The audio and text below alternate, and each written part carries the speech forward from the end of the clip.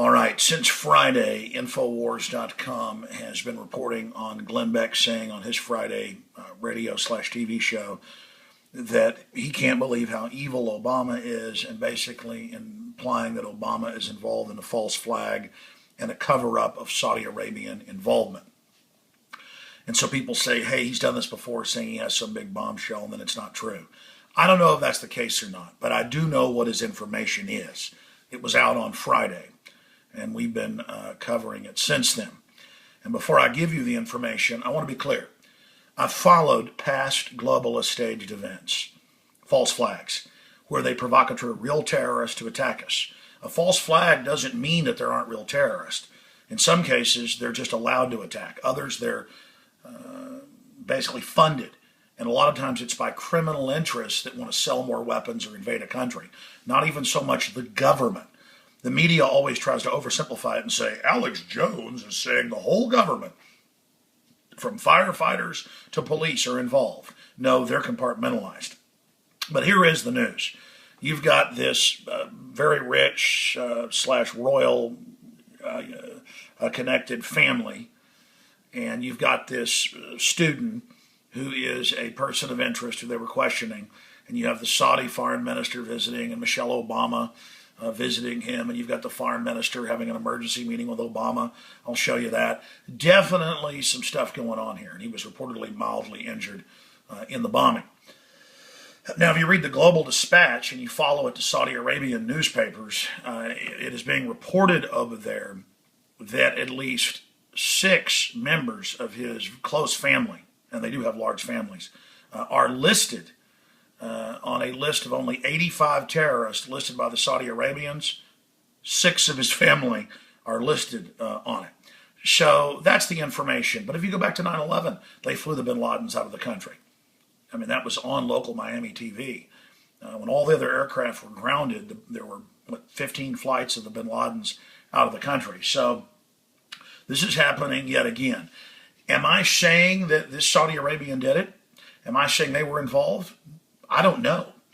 I just know that when you have a staged event, you'll have these Chechens, you'll have Muslim groups from the Middle Eastern, Saudi Arabian, right-wing patsies. They'll want to have a bunch of people there for different fallback plans. And the media was planning to go with the right-wing angle. And the photos getting out of the drill and the fact that the drill did happen and them lying about it has really screwed them up. So if you want to know, there's the breaking news from globaldispatch.com. We have it mirrored up at Infowars.com, and it's got links to the different publications there in Saudi Arabia. And there's a bunch of other news on this as well. Big Sis has been caught lying, saying Drudge was wrong, to say that he's going to be flown out of the country this week. That's now confirmed. We're going to show you that. So there it is. There's what Glenn Beck is going to cover tomorrow with a bunch of fanfare. Now, this is also in the Daily Mail and other foreign papers, what we already knew. The CIA has been funding the Central Asian version of Al-Qaeda into Chechnya and other areas, this gentleman for many years, and we've got all the list of the endowments and groups that are funding it. And it looks like these guys were double, triple agents sent over there. They were non-practicing Muslims to infiltrate other groups, to basically spy on groups the West is already funding to destabilize Russia as kind of a handler or spies, and were probably set up. That's why you see the FBI, and I'm coming to this in a moment. This is the big issue. The FBI said, tell us who they are. Here's their photos. Turned out they already had high-def photos of them. And they just wanted the public to feel like that they had been part of this whole thing, finding them. They knew who they were day one. And that's come out now. They've been meeting with them off and on for 5 years, not just since 2011. That's why the father's saying it's all a big setup. So the brothers have these incredible intelligence community connections. Then you've got this. You've got the second brother here, the one that's still alive for now, climbing out of the boat, and 5 minutes later they're tracheing him, and he's in critical condition and unconscious.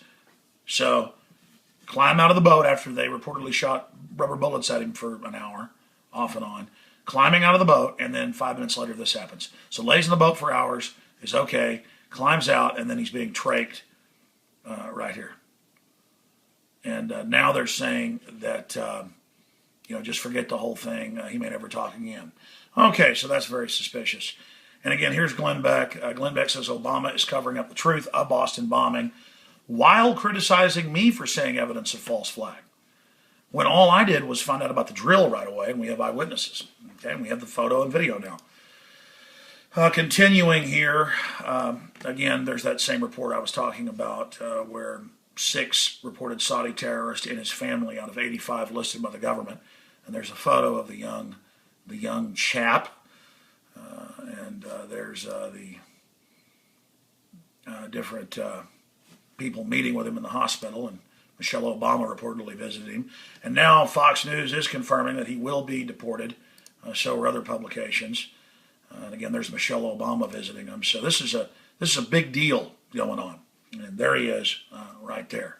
And of course, there's a Big Sis saying that don't believe Drudge Report that was linking to Infowars.com and theblaze.com. And then you've got this report right here. Obama meets with Saudi foreign minister. They say on Syria. It was a walk-by meeting, so it wouldn't be on record, but they still got caught. And that was the night of the bombing. And again, there is Big Sis saying, don't believe Drudge. He's not credible. Only believe her. And then, of course, you've got the West funding Al-Qaeda and staging bombings over there as a pretext to stay in the country. And then you've got, of all people, the Syrian government hacking 60 Minutes and CBS to put out that the West is involved in the bombing and funding Al-Qaeda.